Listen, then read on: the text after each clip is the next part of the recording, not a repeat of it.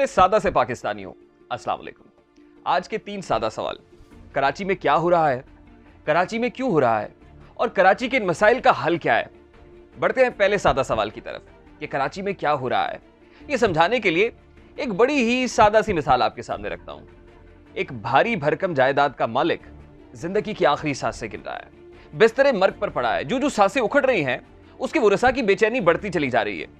वो बेचैनी इसलिए नहीं है कि मरने वाले को मौत के मुंह में जाने से बचाना कैसे है, रोकना कैसे है, बल्कि वो बेचैनी इसलिए है कि खुदा ना खास्ता मरने वाला मर गया तो फिर विरासत का क्या बनेगा।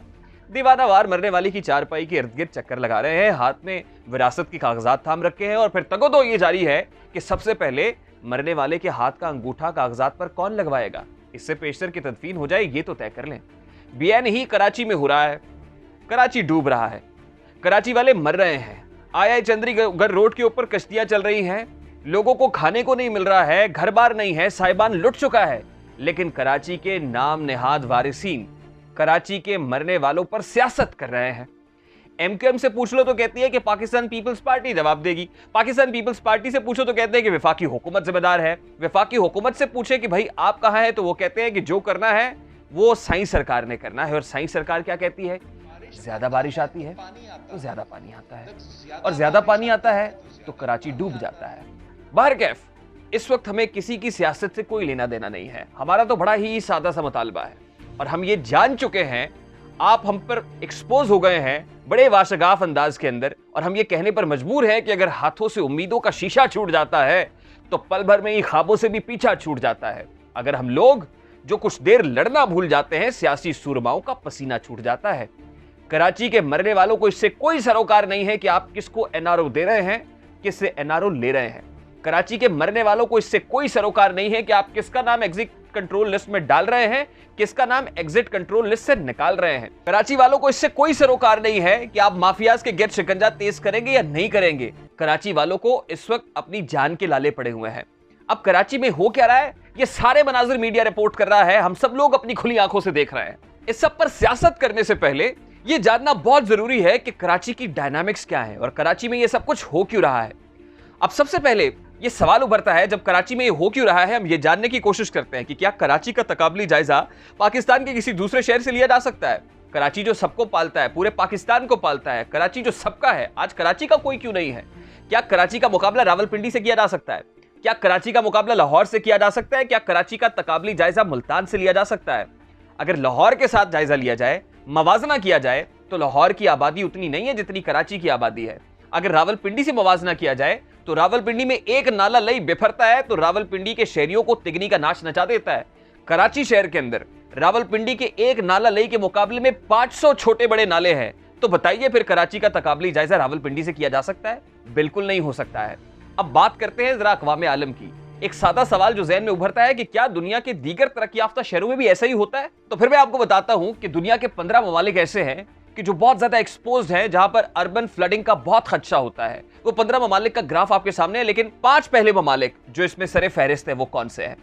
नंबर 1 हमारा हमसाया मुल्क भारत, नंबर 2 बांग्लादेश, तीसरा मुल्क चाइना, चौथा मुल्क वियतनाम और 5वां मुल्क मेरा वतन अजीज पाकिस्तान। अगर हम पाकिस्तान का तकाबली जायजा भारत से करें तो फिर चलिए कराची का मवाजना बॉम्बे से करता है। अब कराची की आबादी 3.5 करोड़ है। सेंसस ये बताता है 1.5 करोड़ है, लेकिन सुप्रीम कोर्ट ऑफ पाकिस्तान के चीफ जस्टिस जो कह रहे हैं और उसके साथ साथ जो हालिया आदादोशुमार जो क्लेम इस वक्त जारी है वो ये है कि कराची की आबादी 3.5 करोड़ है और बॉम्बे की आबादी उसके मुकाबले में सिर्फ 2 करोड़ है। इसी तरह अगर रेवेन्यू की बात की जाए तो कराची शहर का रेवेन्यू 64 अरब है। इसके मुकाबले में बॉम्बे का पाकिस्तानी रुपीस के अंदर रेवेन्यू 120 अरब है। अगर यह बात की जाए कि कराची सी लेवल से कितना ऊपर है तो कराची सी लेवल से 10 मीटर ऊपर है, बॉम्बे सी लेवल से 14 मीटर ऊपर है। तो बताइए कि ज्यादा वल्नरेबल कौन है, कराची है या बॉम्बे है? अगर बॉम्बे के अंदर फ्लडिंग की बात की जाए तो कुछ तस्वीर आपके सामने रखते हैं। क्या ऐसा ही नहीं होता जैसा कराची में हो रहा है? क्या बॉम्बे में ऐसा नहीं होता कि लोगों के घरों में पानी दाखिल हो जाता है? क्या बॉम्बे का मीडिया रिपोर्ट नहीं करता है? वो तमाम तर शवाहिद इस वक्त आपके सामने तस्वीरों की सूरत में रख रहा हूं। नंबर 2 मेरा इस्तदलाल यह है कि आफत ज़दा कराची को करार दे देना चाहिए, क्योंकि ये सियासतदानों के बस की बात बिल्कुल नहीं रही है। महकमा मौसमियात की जो पेशगोइयां थी उल्टी हो गई, सब तदबीरें कुछ ना दवा ने काम किया। महकमा मौसमियात ये क्लेम कर रहा था कि कराची में 67.4 मिलीमीटर बारिश रिकॉर्ड की जाएगी, लेकिन बारिश कितनी होती है? 354 मिलीमीटर, यानी तमाम तरह रिकॉर्ड टूट जाते हैं। पिछले कम से कम 30 सालों का रिकॉर्ड तो जरूर टूटा है। तो फिर मुझे बताइए कि क्या कराची के इश्यूज पर इस वक्त सियासत बनती है या फिर कराची के इश्यूज को सीरियसली टेकअप करना चाहिए है? एक और बहुत बड़ा मामला, इतने दिनों से पानी खड़ा हुआ है, क्या उस पानी के अंदर बैक्टीरियाज नहीं आएंगे? क्या वो पानी बहुत सारे मूजी मुतादी अमराज को जन्म नहीं देगा? क्या उस पानी से एक बार फिर कोरोना वायरस फूटने का खदशा पैदा नहीं होगा? ये सवाल भी अरबाब इख्तियार की फिक्र पर दस्तक है। इन तमाम तर मसाइल का हल, इसकी तरफ बढ़ते हैं। अब इन तमाम तर मसाइल का हल क्या है, इसकी तरफ बढ़ते हैं। खुदा की कसम, इन तमाम तर इश्यूज का हल इत्तफाक और इत्तेहाद के अंदर है।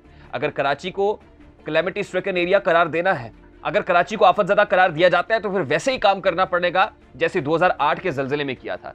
फिर वैसे ही काम करना पड़ेगा जैसे 65 की जंग में मुत्तहिद हो जाते हैं लोग। फिर वैसे ही करना पड़ेगा जैसे जंगों के अंदर हम सब लोग एक हो जाते हैं। और अगर मैं ये कहूँ ना कि हम अरबाब इख्तियार की तरफ ही देखते रहें, हम सिर्फ उनकी तरफ नजरें जमाए रखें, तो खुदा की कसम उन्होंने और कुछ नहीं करना है।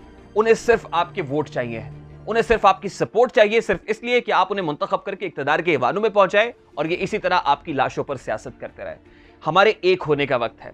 हमें मुहर्रमुल हराम के इस माह मुबारक के अंदर एक होना है, इत्तफाक के साथ, इत्तेहाद के साथ और यगानगत का मुजाहिरा करना है, तभी ये इश्यूज रिजॉल्व हो सकते हैं। अदरवाइज ये इशू ऐसे ही रहेंगे, कराची शहर का मुकद्दर नहीं संवरेगा। और खुदा की कसम, लास्ट जाते जाते मैं बता दूं कि इस बार अगर ये आपसे वोट मांगने आए ना, तो सवाल जरूर कीजिएगा, उंगली का इशारा करके पूछिएगा, हमने तुम्हें वोट देकर इक्तदार के ऐवान में पहुंचाया था, तुमने हमें क्या दिया? ये धोखा देते हैं भगवान के अवतार की तरह और झूठ बोलते हैं शाम के अखबार की तरह। मैं आपसे हाथ जोड़कर दस्तबस्ता गुजारिश करता हूं, अपने हुकूक के लिए एक हो जाइए और याद रखिए कि हक मांगना तौहीन है, हक छीन लिया जाए। मेरे सादा से पाकिस्तानियों, अपना बहुत सारा ख्याल रखिएगा। अल्लाह हाफिज।